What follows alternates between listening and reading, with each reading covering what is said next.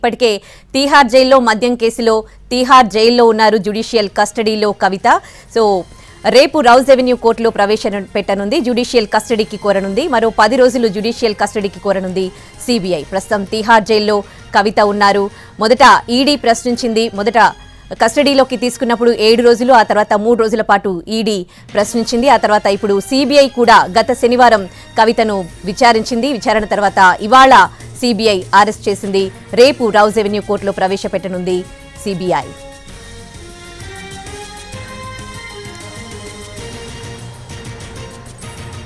Delhi liquor కేసులో MLC కవితను CBI arrest చేసింది.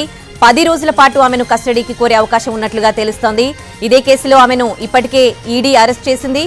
ప్రస్తుతం ఆమె తీహార్ జైల్లో ఉన్నారు. కోర్టు అనుమతి తీసుకుని లిక్కర్ స్కామ్ లో ఈ నెల 6న తీహార్ జైలుకు వెళ్లి కవితను ప్రశ్నించారు సిబిఐ అధికారులు.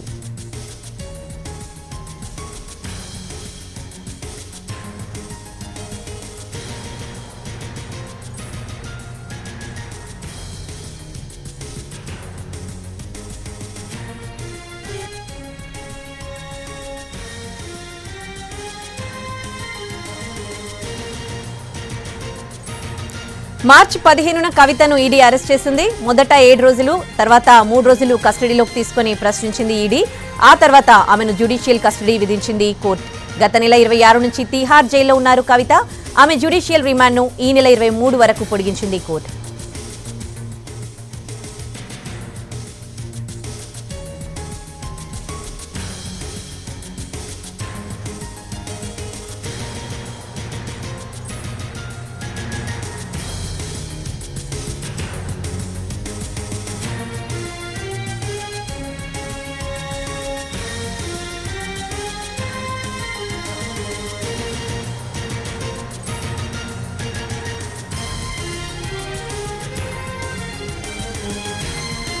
కుమారుడి పరీక్షల కోసం మధ్యంతర బెయిల్ కోరారు కవిత. కానీ కోర్టు దీనికి నిరాకరించింది. ఇక ఈ నెల 16న ఆమె రెగ్యులర్ బెయిల్ పై విచారణ జరగనుంది.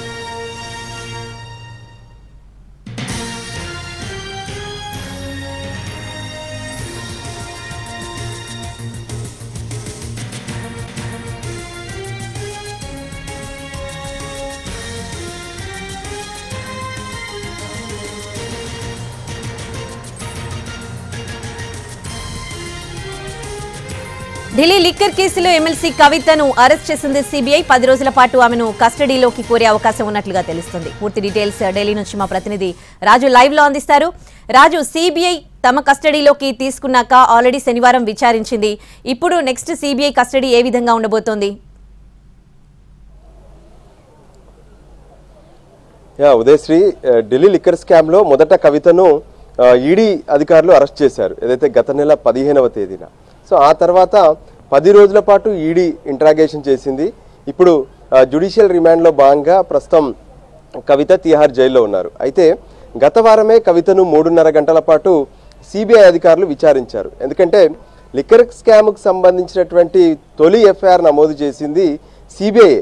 ఎప్పుడైతే ఢిల్లీ లెఫ్టినెంట్ గవర్నర్ కేంద్ర హోంశాఖకు ఒక లేఖ రాశారు.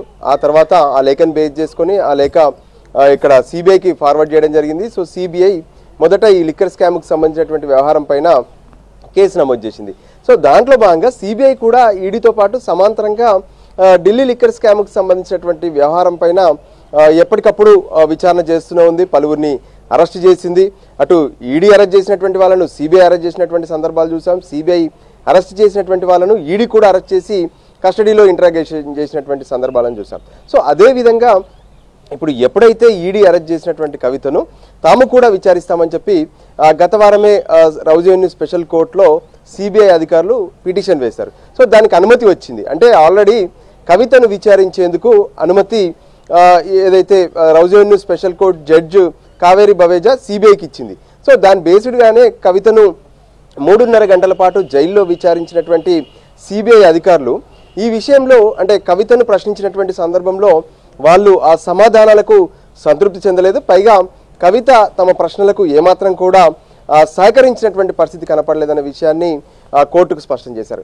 అంతేకాదు నిన్న సిబిఐ నుంచి రిప్లై కూడా కవిత తరపున న్యాయవాదులు కోరారు. కానీ సిబిఐ తాము రిప్లై ఇచ్చేందుకు సిద్ధంగా లేము, రిప్లై అవసరం లేదని కూడా స్పష్టం చేశారు. సో దానికి అనుగుణంగానే ఇప్పుడు కవితను తమ కస్టడీలోకి తీసుకున్నారు. సో ఇప్పుడు కస్టడీ కొనసాగించాలంటే రౌజ్ ఎవెన్యూ స్పెషల్ కోర్టులో కస్టడీ కొనసాగింపు పైన ఒక పిటిషన్ వేసుకుంటారు. అంటే ఏదైతే తాము తిహార్ జైల్లో ఉన్నటువంటి కవితను అరెస్ట్ చేశాము, అరెస్టు చేయడానికి గల కారణాలు ఏంటి అనే అంశాలపైన ప్రత్యేకంగా ఒక పిటిషన్ మూవ్ చేస్తారు. ఈరోజు రంజాన్ సెలవు దినం కాబట్టి రేపు అంటే 24 గంటల్లో రేపు రౌజ్ ఎవెన్యూ స్పెషల్ కోర్టులో కవితను ప్రవేశపెట్టి 10 రోజుల కస్టడీ కావాలి కవితను విచారించేందుకని చెప్పి వాళ్ళు కోరే అవకాశం స్పష్టంగా కనిపిస్తుంది. సో ఆ సందర్భంగా ఏదైతే కవితకు సంబంధించి అంటే ఇప్పటి వరకు లిక్కర్ కేసులో కవితకు సంబంధించి ఈడీ ఎన్నో ఆధారాలను చూపెడుతూ ఉంది. అంటే కవిత తను వాడినటువంటి సెల్ ఫోన్లను మొత్తం కూడా తను ధ్వంసం చేశారు, అందులో ఉన్నటువంటి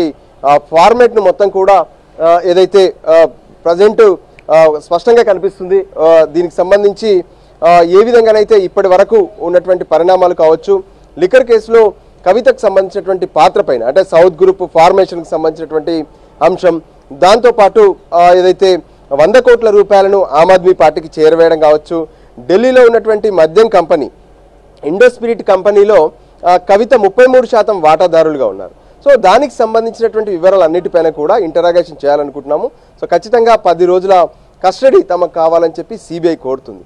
సో దీంట్లో ప్రాసెస్ అయితే మనం మొదటి నుంచి చూస్తూనే ఉన్నాము. అంటే ఎవరు అరెస్ట్ చేసినా సరే స్పెషల్ కోర్టులో ప్రొడ్యూస్ చేయాలి, హాజరుపరచాలి, ఆ తర్వాత కస్టడీలోకి తీసుకోవాల్సి ఉంటుంది. ఇప్పటికే కవితకు సంబంధించి ఈడీ కావచ్చు, సిబిఐ కావచ్చు, లిక్కర్ కేసుకు సంబంధించినటువంటి ఆధారాల్లో చాలా వాంగ్మూలాలను ఇతరుల నుంచి తీసుకున్నారు. అంటే ఇదే అరుణ్ రామచంద్ర పిల్లై కావచ్చు, బుచ్చిబాబు కావచ్చు, లేదంటే అభిషేక్ బోయిన్పల్లి, వీళ్ళందరినీ కూడా మొదట సిబిఐ అరెస్ట్ చేసింది. వాళ్ళు వీళ్ళ నుంచి వాంగ్మూలాలు కూడా తీసుకున్నారు. సో వాటన్నింటినీ బేస్డ్గా చేసుకునే ఇప్పుడు కవితను తాము కస్టడీలోకి తీసుకుంటున్నామనే విషయాన్ని స్పష్టం చేయబోతుంది సిబిఐ. సో మొత్తానికి ఈరోజు కవితను అరెస్ట్ చేసి సిబిఐ తమ అదుపులోకి తీసుకుంది. ఉదయశ్రీ, రాజు, సిబిఐ వాళ్ళు విచారించినప్పుడు కనీసం అంటే కవిత తరపు న్యాయవాదులకు ఎటువంటి ఇన్ఫర్మేషన్ లేదు అని వాళ్ళు కూడా వాదించడం జరిగింది. ఇప్పుడు మరి సిబిఐ అరెస్ట్ చేసింది, మరి కవిత తరపు న్యాయవాదులకు ఉన్న ఆప్షన్స్ ఏంటి?